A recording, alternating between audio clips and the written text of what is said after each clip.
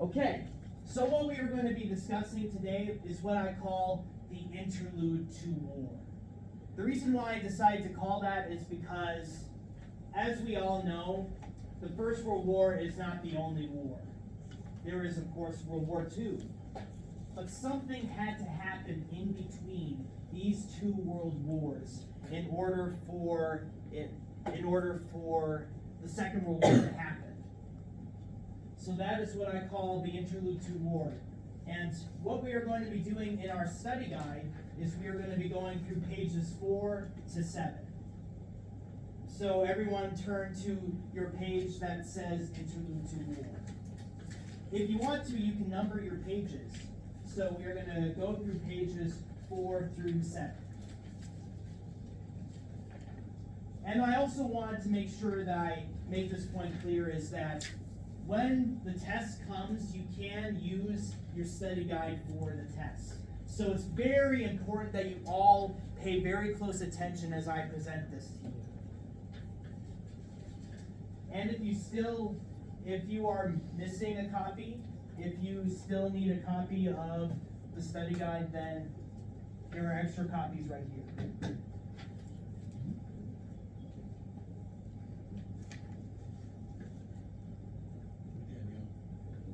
All right, the essential questions which are found in your exit tickets are: what is totalitarianism, and how did the Great Depression help in the rise of Adolf Hitler? There are 3 main vocabulary terms that I want you all to remember. The first one is, of course, tyranny. Repeat after me, tyranny. 1, 2, 3, tyranny. Which is an oppressive power exerted by governments. Tyrannies were rising at the end of the First World War, which are found in places like Germany and Italy, the Soviet Union, and even Japan. But they are new kinds of tyranny. Tyranny has always existed in world history. However, these new forms of tyranny were known as totalitarianistic regimes. And that leads to our second term, totalitarianism. Repeat after me. Totalitarianism. 1, 2, 3. Totalitarianism. Nice job. Totalitarianism is a system of government that is centralized and dictatorial and requires complete obedience to the state. It is a new form of tyranny that has never been seen in world history before, and that is why it was given a new term and not just tyranny.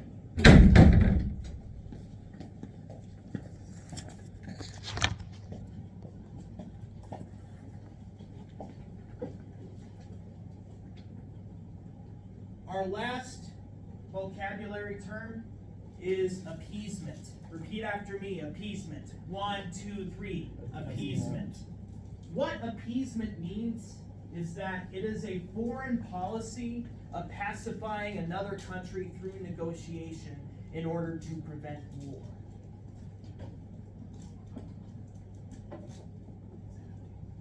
Because these new forms of tyranny are rising and they have never been seen before, different countries in the West try to pacify these new forms of tyranny in hopes of preventing another world war.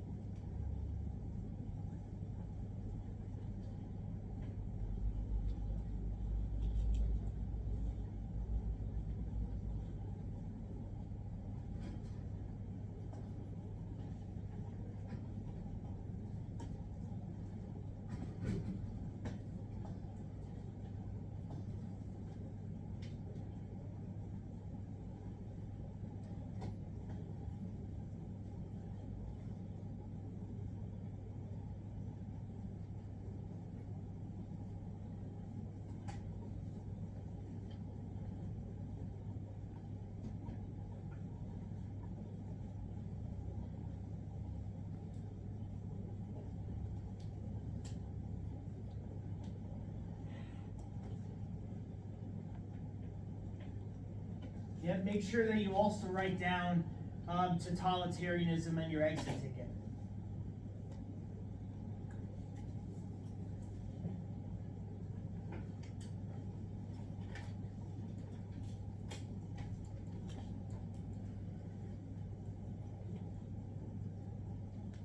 The aftermath. Yep, we've already discussed this on Monday, but the aftermath of the First World War is this, is that the Treaty of Versailles, which eventually ended the First World War, was signed in 1919. Luke, put your phone away. It was officially signed in 1919. And as we've also discussed before, blame for the war was put solely upon the shoulders of Germany. They lose territory. They were forced to pay war reparations, and their military might was greatly reduced. Even though Germany was not the main instigator of the First World War, nevertheless, punishment for the war was placed solely on the shoulders of Germany. And of course, the creation of the League of Nations in hopes to prevent future wars.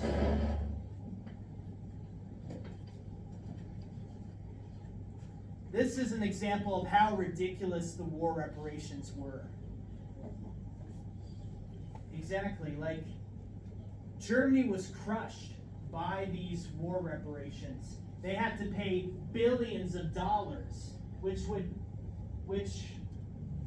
they were not able to pay until 2010.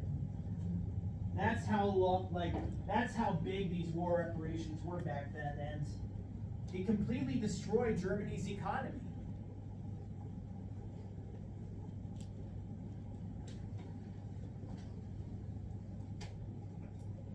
This is a sad image which I showed to you. It's called Peace and Future Cannon Fodder. Like, back then, there were some people who were concerned about the measures that were taken against Germany. They feared that it would make another war inevitable, because instead of giving Germany a hand in the peace, they completely gave them a slap in the face. It was a complete slap in the face against Germany. And you can see under here in the picture of a child, 1940 class. So it is an image which describes the fears of some people in which that another war would be inevitable.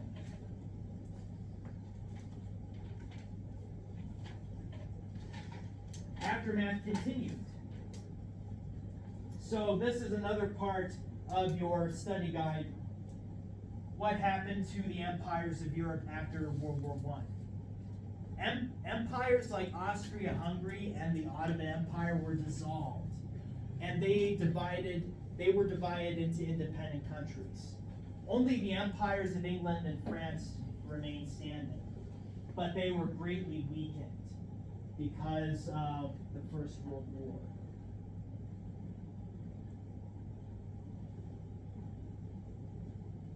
The United States, in the aftermath of the First World War, they emerged as a world power. Because the United States intervened at the end of the First World War, they gained in power and influence. However, the United States also entered into a period known as isolationism, because they did not want to get involved with Europe's problems after the mess of the First World War. Also, what happened to the Russian Empire was that the Russian Empire was reorganized into the Soviet Union after the Bolshevik Revolution of 1917.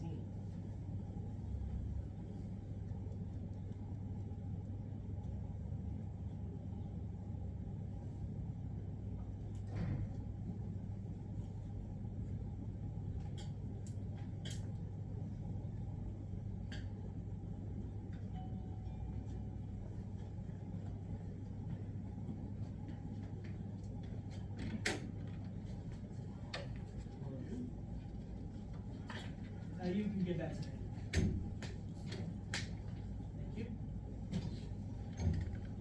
Thank you. Yep, so after you're finished reading writing what happened to empires of Europe after First World War, you can turn the page and follow along with after blank in 1917.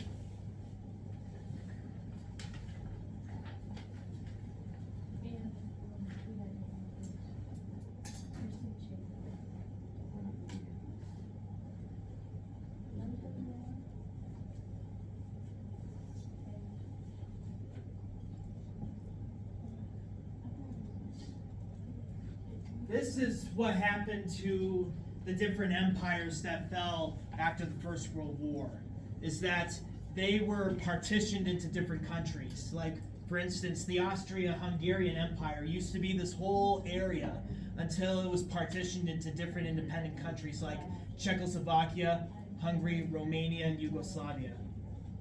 Angelina, is everything going all right? Everything going all right, you? Yes. Okay, me too. Then would you please quiet down?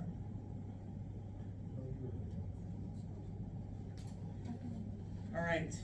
So, and also, Russia also lost some territories after the First World War. For instance, they lose territories to Poland. They also lost Finland, Estonia, Latvia, and Lithuania. And in the aftermath of the First World War, France and England did gain some territories, like Iraq, Palestine, and Transjordan. And France gained Syria. And of course, what happened to Germany is that they lose some territory both east and west.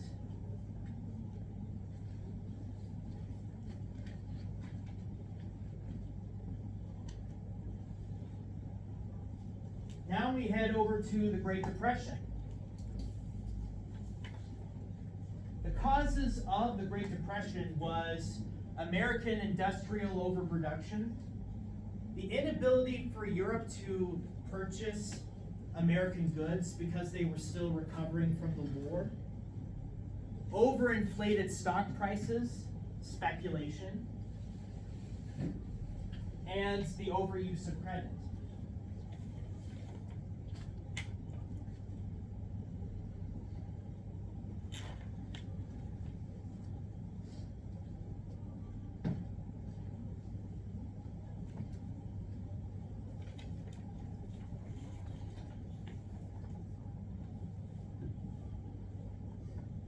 The Great Depression becomes a global crisis.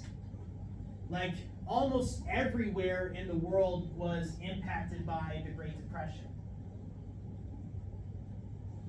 All except the Soviet Union, of course. That was the only major country that was not impacted greatly by the Great Depression. Because it was a global crisis, industrial production dropped. So demand for raw materials from Africa and Latin America dropped too.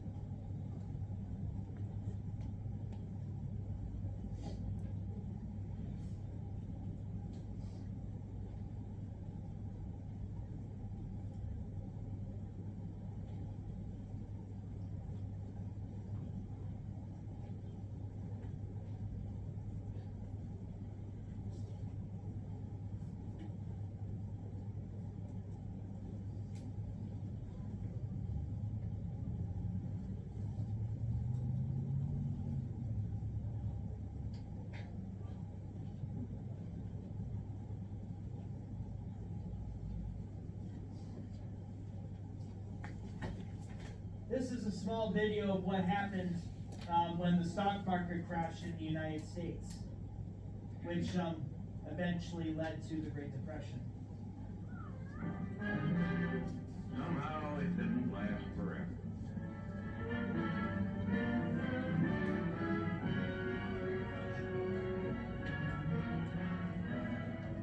Time came when the ticker tape in the broker's office told a new story.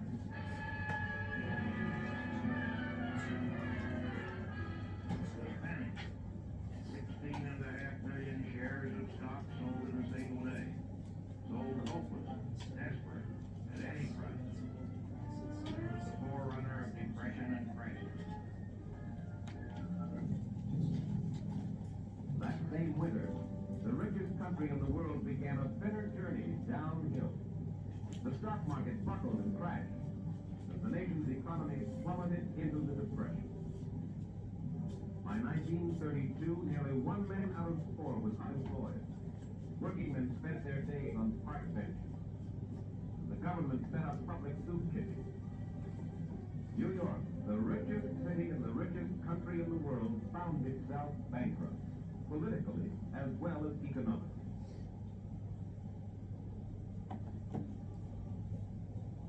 That was what happened to the United States in. Let me skip that. That was what happened to the United States in the beginning of the Great Depression, is that from the richest country in the world, it ended up becoming practically bankrupt.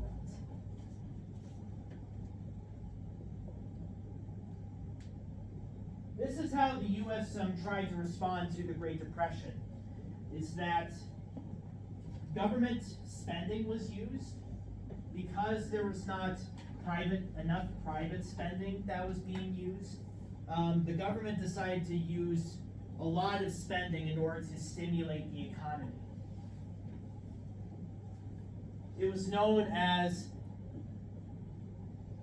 Keynesian economics. Keynesian economics. And it was also known as the New Deal, which was a form of democratic socialism. And this New Deal, which was instigated by President Franklin Delano Roosevelt, it was only somewhat successful. It did not do a major impact on how to alleviate the Great Depression. And there were similar government spending programs in Great Britain, Germany, Japan, etc. All these different countries that were impacted by the Great Depression.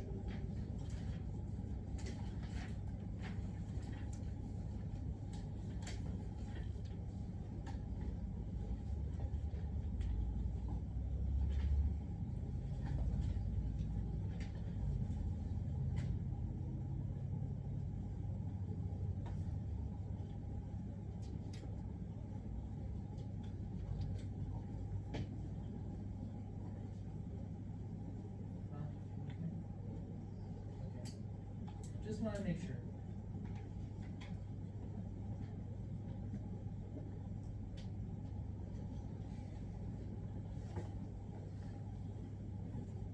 Here is President Franklin Delano Roosevelt. Yep, he was the one who instigated the New Deal.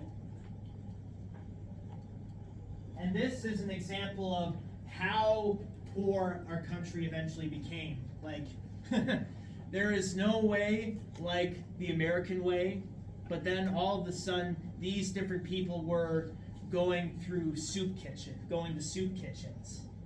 That's how poor the American economy was at the time.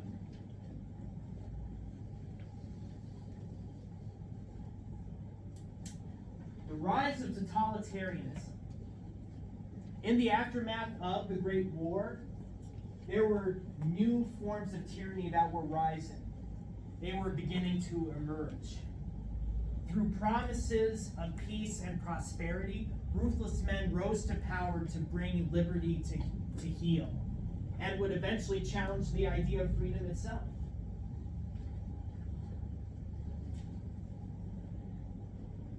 The first one is Benito Mussolini and the Black Shirts. And They came to power in 1922. Mussolini and his followers, they used violence and coercion to convince the elected government to give him power.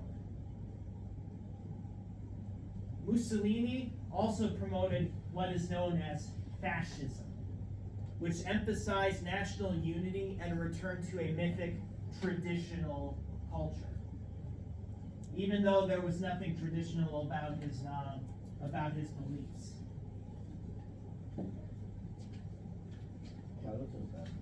Oh, yes.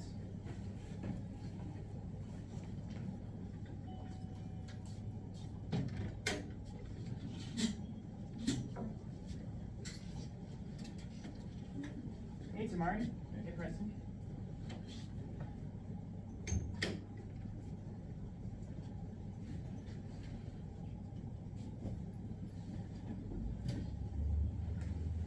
Once more, going back to the traditional culture of fascism. Even though there was nothing traditional about fascism, nevertheless, Mussolini wanted to make it seem like what he was doing was to bring back traditional values into Italy. Like his goal was to create a new Roman Empire, to rebuild the old Roman Empire.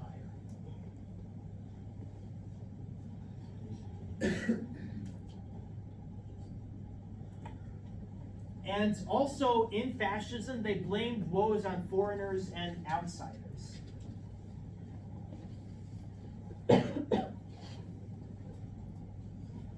There is Benito Mussolini in this picture right here. And he is next to a statue of Caesar Augustus.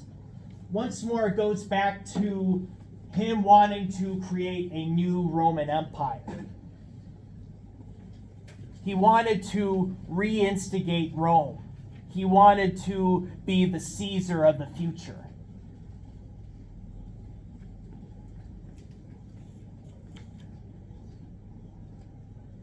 The next person who came into play is Adolf Hitler and his Nazi party. And they came to power in Germany in 1933. Hitler and the Nazis promised to restore Germany to greatness and prosperity during the Great Depression, and to undo the humiliation the country suffered after World War I. That is also another answer in your exit tickets, was how the Great Depression was able to help in the rise of Adolf Hitler was because the German economy was in shambles because of the Great Depression. In the aftermath of World War I, the German economy eventually recovered. The German economy eventually recovered in the aftermath of World War I, despite all of the reparations that were forced upon them, because they were able to gain help from the United States. But when the United States was hit by the Great Depression,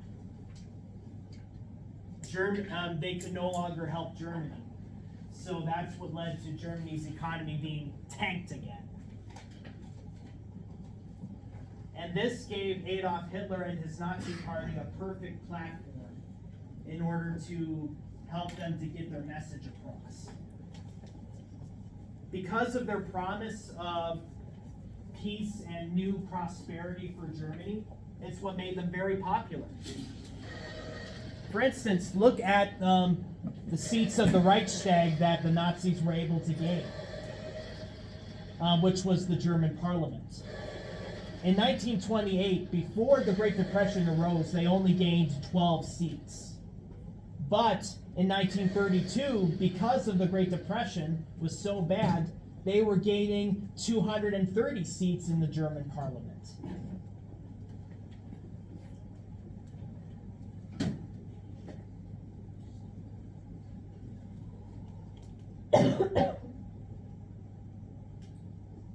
Yep, there's Adolf Hitler himself, and there is Yeah, this one I decided to pick.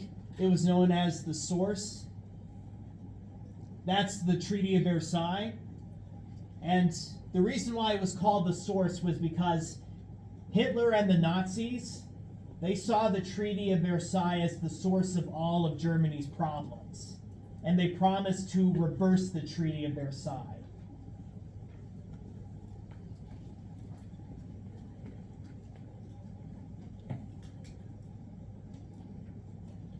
The Nazis also emphasized on racial purity. And they emphasized it more than any other fascist group. Jews and other minorities were used as scapegoats for why Germany lost the First World War.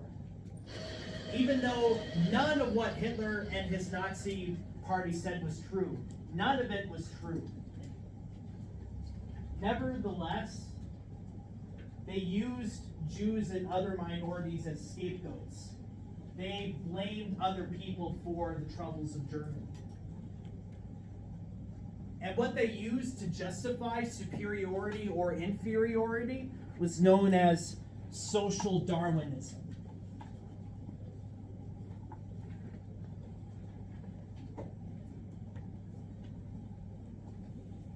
Like, what social Darwinism is that it is a reverted way of expressing the theory of evolution, but they use it in a political manner. Hitler practically called it the law of nature.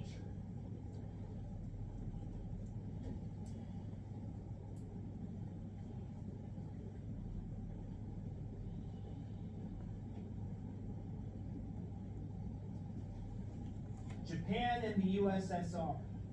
Although not truly fascist, Japan nevertheless had a very strong central government, which was controlled by military leaders. So in a way, Japan was practically like a dictatorship because of its control by military leaders. And in Japan, there was a repression of left-wing leaning politicians, such as socialists, labor unions, and communists.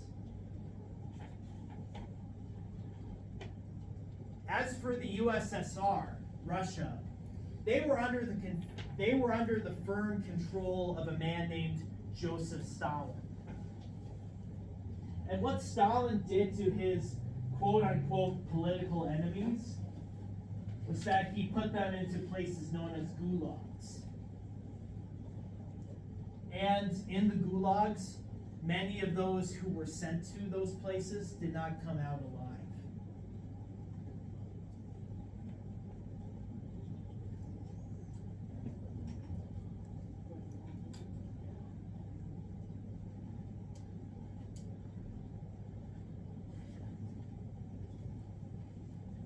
Do you have your study guide out? Yeah, make sure you get it out because you can use this for the test.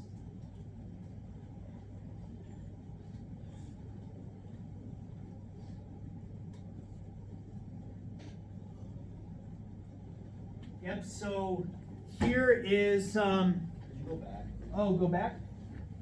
Okay. I apologize if I was a little too fast. Thank you. Yeah, no problem.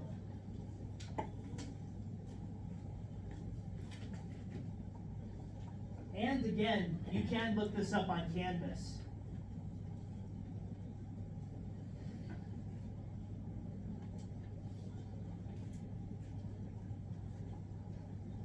So here is the Prime Minister of Japan. His name is Hideki Tojo.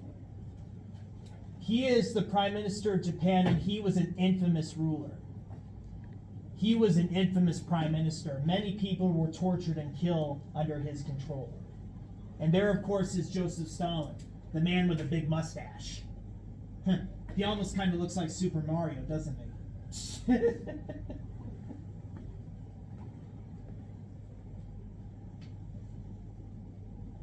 Aggression and appeasement.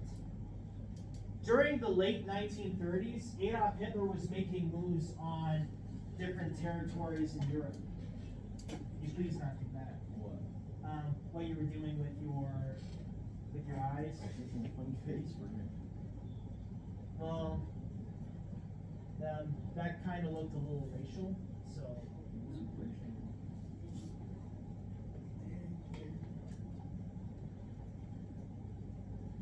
Right, so during the late 1930s, Adolf Hitler began to invade other territories in Europe, such as the Rhineland and Austria.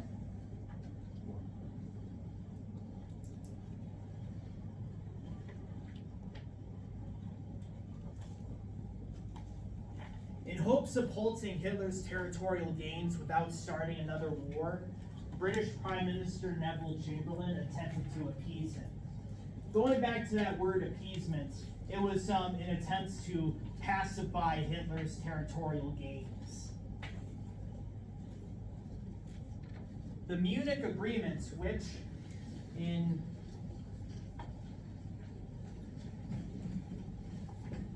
you will find, excuse me,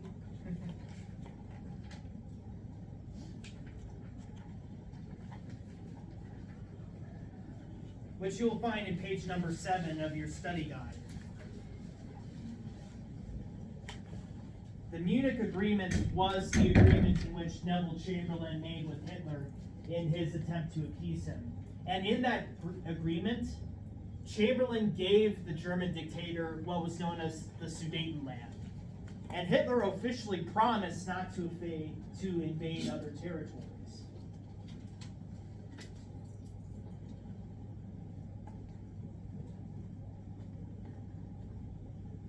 So here is a picture of the Munich Agreement. There is Prime Minister Neville Chamberlain with Hitler and Mussolini.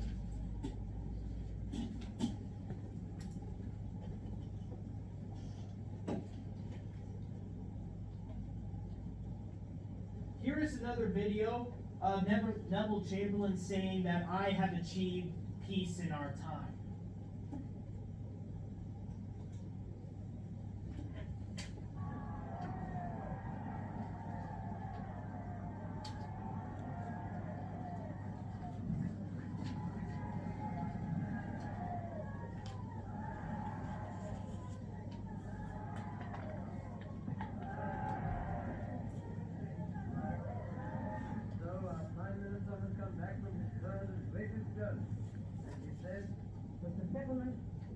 Of the Czechoslovakian problem, which has now been achieved, is, in my view, only the prelude to a larger settlement in which all Europe may find peace.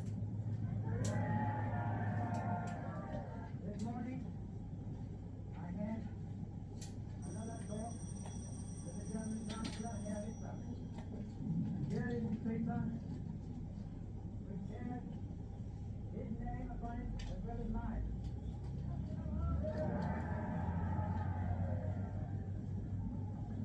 Some of you perhaps have already heard what it contains. I would just like to read it to you.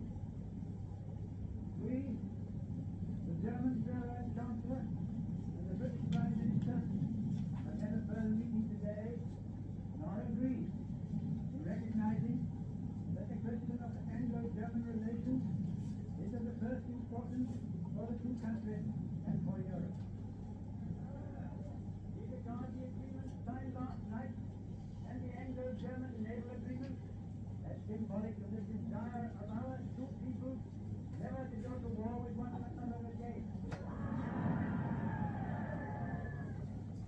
We are resolved that the method of consultation shall be the method adopted to deal with any other questions that may concern our two countries, and we are determined to continue our efforts to remove possible sources of difference and thus consider to assure the peace of Europe.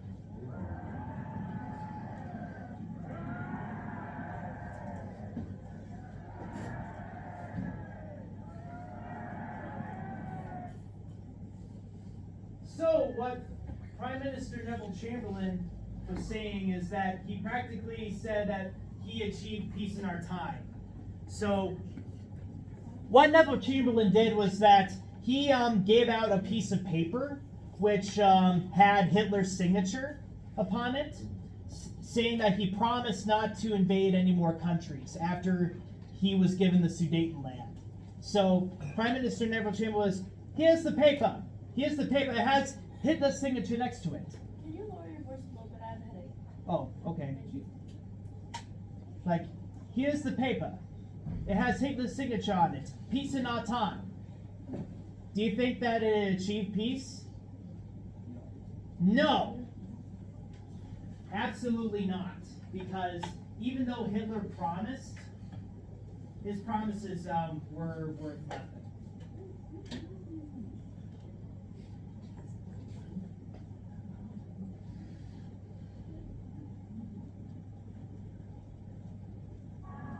Let me skip that.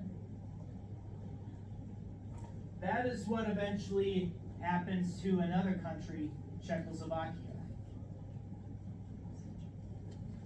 This is the amount of territory that Hitler took.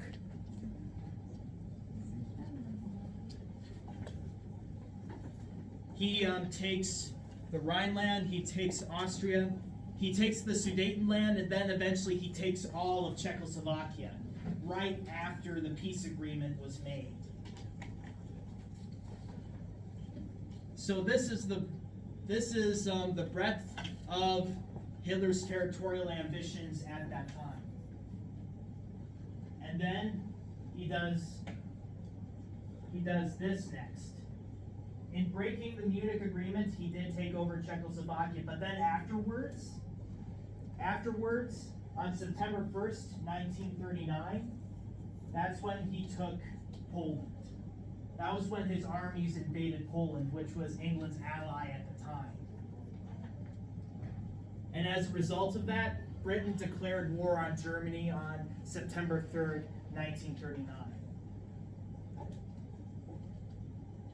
And this is a British newsreel of what happened when Germany invaded Poland. This is an American newsreel.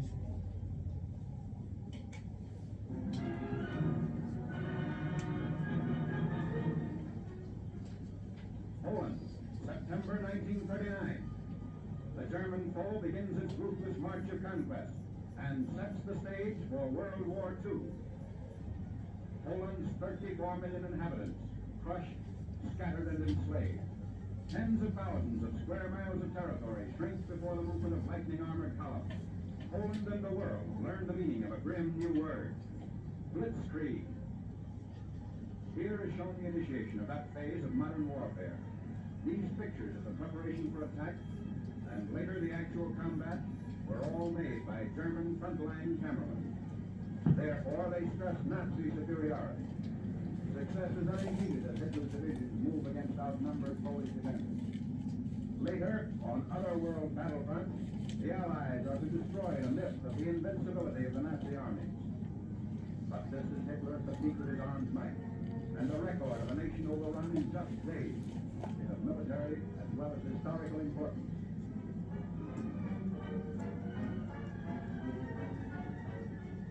The spark is set off in the free city of Danzig.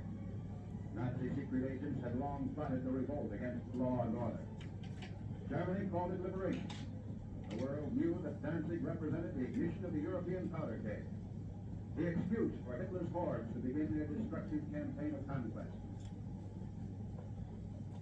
Here is the historic last stand of Danzig's loyal defenders.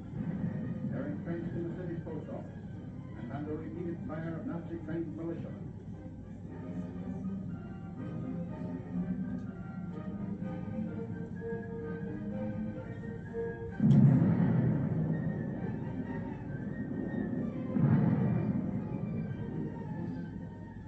Taking cover behind an advancing tank, the attackers move in.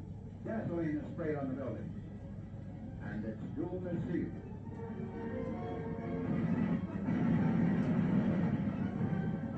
On September 1st, Danzig is incorporated into the Reich, and and all Europe is aflame.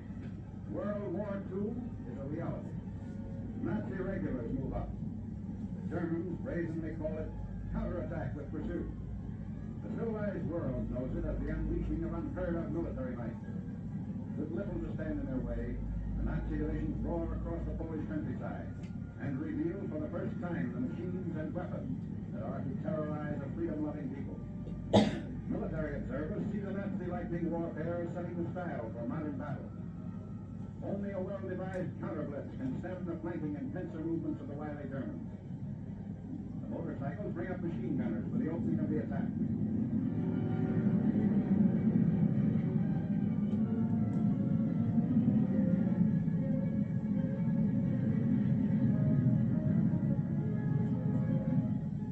Camouflage is used to best advantage. Crushing up of troops for more blitz attacks. The German strategy is to isolate Polish forces as quickly as possible. So the Nazi columns move according to prearranged schedule. 30 to 37 miles per day is the German claim.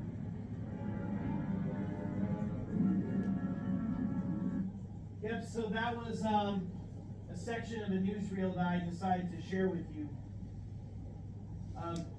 How devastating the German advance was.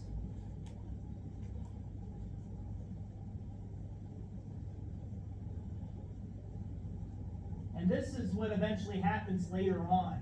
Not only did they take Poland, but they had also took other countries as well.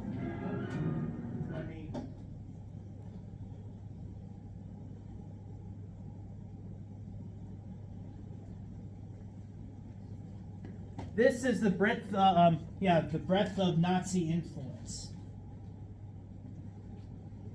That was how many countries and territories they eventually took, in 1942.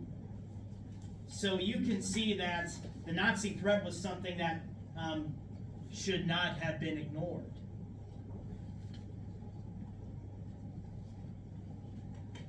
They eventually took France in 1941. Which was one of the Allied countries that was aligned against Hitler. Only Great Britain, the Isle of Great Britain, was left standing. This is the new British Prime Minister, Winston Churchill. Winston Churchill, he knew from the very beginning that Hitler was a threat that must never be ignored. When he was elected Prime Minister, he made sure that Britain was ready for war.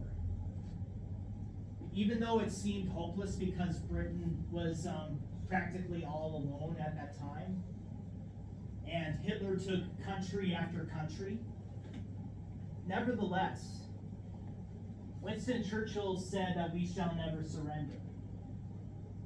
Winston Churchill, he believed that Britain was able to stand and fight against Hitler.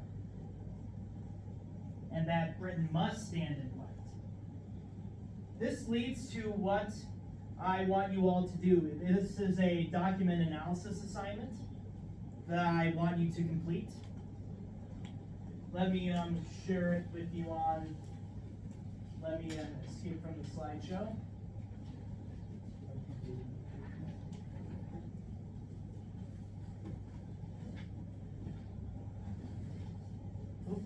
Wrong one. Here we go.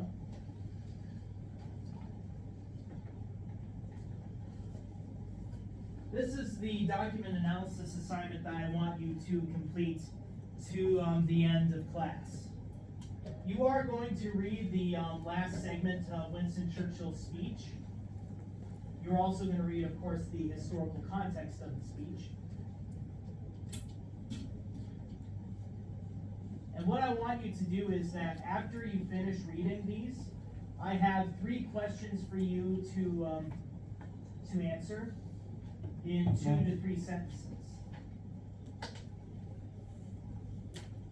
So everyone, please come up and grab a document analysis. And you will be working on this until the end of class.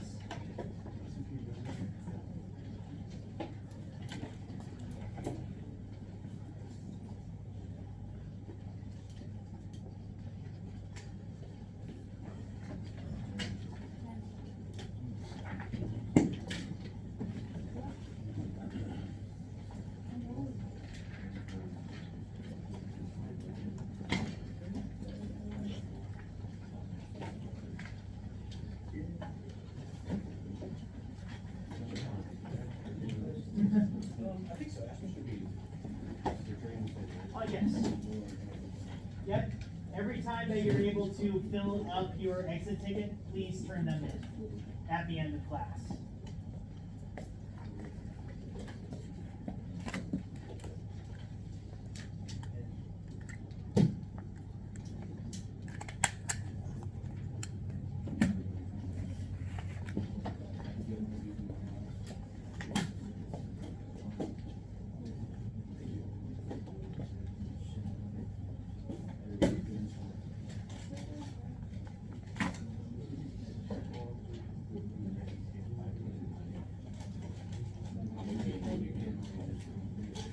Do we use these little tests? Oh, yes. Yeah, you can if you wanted to, but you can use your study guide as well.